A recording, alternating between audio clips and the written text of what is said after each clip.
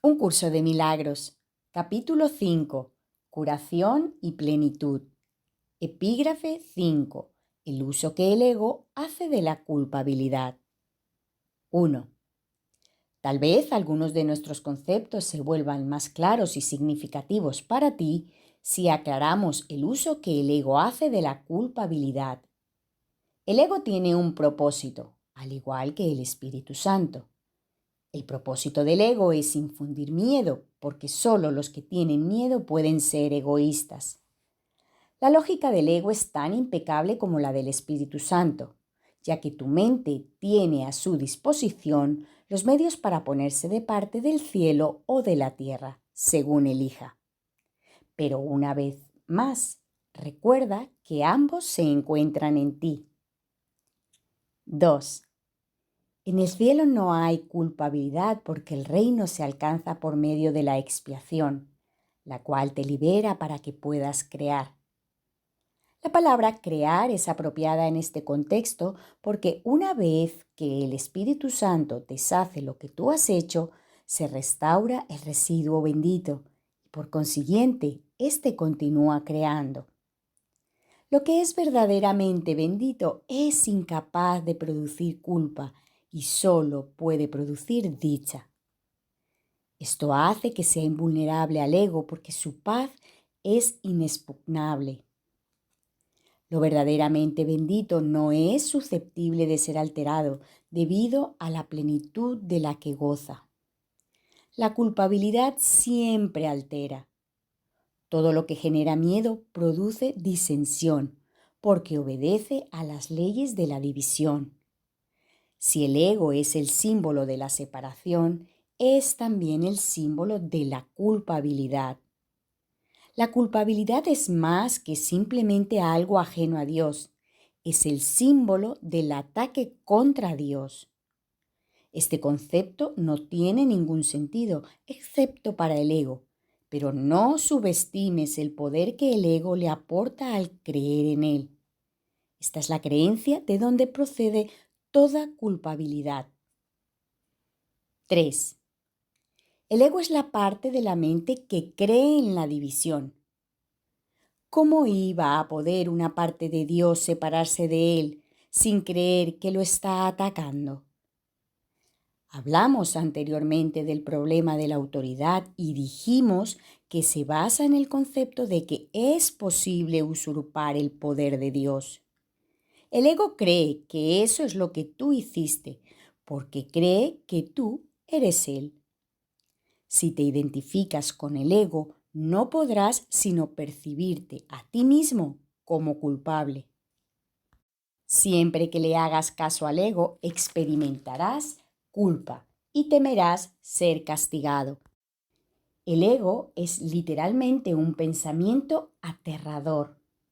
Por muy ridícula que sea para una mente sana la idea de atacar a Dios, nunca olvides que el ego es demente. Representa un sistema de conceptos ilusorios y habla en su nombre. Hacerle caso a la voz del ego significa que crees que es posible atacar a Dios y que has arrancado una parte de Él y te has apoderado de ella. De ahí procede el miedo a las represalias externas, ya que el sentimiento de culpa es tan intenso que tiene que ser proyectado. 4. Todo lo que aceptas en tu mente se vuelve real para ti. Es tu aceptación lo que le confiere realidad. El permitirle la entrada al ego en tu mente y entronarlo allí es lo que lo convierte en tu realidad. Eso se debe a que la mente es capaz de crear realidad o de fabricar ilusiones. Dije anteriormente que tienes que aprender a pensar con Dios. Pensar con Él es pensar como Él, lo cual produce dicha y no culpabilidad porque es algo natural. La culpabilidad es un signo inequívoco de que tu pensamiento no es natural. El pensamiento que no es natural va siempre acompañado de culpa porque es la creencia en el pecado. El ego no percibe el pecado como una falta de amor, sino como un decidido acto de agresión. Esto es necesario para su supervivencia, porque tan pronto como consideres que el pecado es una insuficiencia, tratarás automáticamente de remediar la situación. Y lo lograrás. Para el ego, eso es la perdición, pero tú tienes que aprender a verlo como tu emancipación. 5. La mente que está libre de culpa no puede sufrir. Al estar sana, sana a su vez al cuerpo porque ella misma ha sanado. Las enfermedades son inconcebibles para la mente sana, ya que no puede concebir atacar a nada ni a nadie. Dije antes que la enfermedad es una forma de magia. Quizás sería mejor decir que es una forma de solución mágica. El ego cree que castigándose a sí mismo mitigará el castigo de Dios. Mas incluso en esto es arrogante. Le atribuye a Dios la intención de castigar y luego adopta esa intención como su propia prerrogativa. El ego trata de usurpar todas las funciones de Dios tal como las percibe porque reconoce que solo se puede confiar en una lealtad absoluta. 6. El ego no puede oponerse a las leyes de Dios de la misma manera en que tú tampoco puedes hacerlo, pero puede interpretarlas de acuerdo con lo que desea, al igual que tú. Por eso es preciso que contestes la pregunta: ¿qué es lo que quiero? La contestas cada minuto y cada segundo, y cada decisión que tomas es un juicio que no puede por menos que tener consecuencias. Y éstas continuarán repitiéndose automáticamente hasta que tomes otra decisión. Recuerda, no obstante, que las alternativas en sí son inalterables. El Espíritu Santo, al igual que el ego, es una elección que uno hace. Ambos constituyen las únicas alternativas que la mente puede aceptar y obedecer. El Espíritu Santo y el ego son las únicas opciones que tienes. Dios creó una de ellas, por lo tanto, no puedes deshacerla. La otra la inventaste tú, por lo tanto, puedes. Solo lo que Dios crea es irreversible e inmutable. Lo que tú has fabricado siempre se puede cambiar porque cuando no piensas como Dios, en realidad no estás pensando en absoluto. Las ideas ilusorias no son pensamientos reales, si bien puedes creer en ellas, pero eso es un error. La función del pensamiento procede de Dios y reside en Dios. Puesto que formas parte de su pensamiento, no puedes pensar separado de él. 7. El pensamiento irracional es pensamiento desordenado. Dios mismo pone orden en tu pensamiento porque tu pensamiento fue creado por Él. Los sentimientos de culpabilidad son siempre señal de que desconoces esto. Muestran asimismo que crees que puedes pensar separado de Dios y que deseas hacerlo.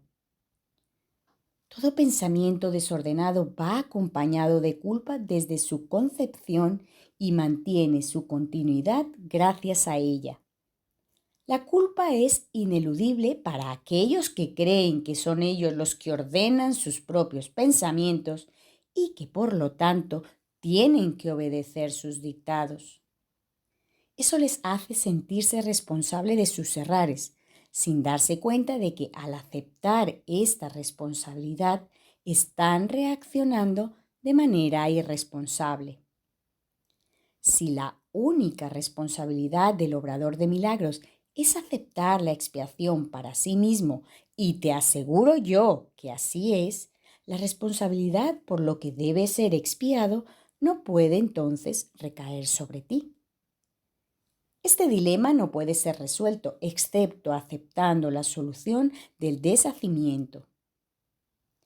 Tú Serías responsable de los efectos de tu manera equivocada de pensar si ésta no pudiera deshacerse. El propósito de la expiación es conservar del pasado únicamente aquello que ha sido purificado. Si aceptas el remedio para el pensamiento desordenado, remedio cuya eficacia es indudable, ¿cómo iba a seguir estando presentes sus síntomas? 8. La continua decisión de permanecer separado es la única razón posible de que siga habiendo sentimientos de culpabilidad. Hemos dicho esto antes, pero no subrayamos los resultados destructivos de tal decisión. Cualquier decisión de la mente afecta tanto al comportamiento como la experiencia. Lo que tú deseas, esperas que tenga lugar. Esto no es algo ilusorio. Tu mente forja tu futuro y se lo devolverá a la creación plena en cualquier momento si primero acepta la expiación. Retornará a sí mismo a la creación plena en el instante en que haya hecho eso. Al haber renunciado a su pensamiento desordenado, la correcta ordenación del pensamiento se hace evidente.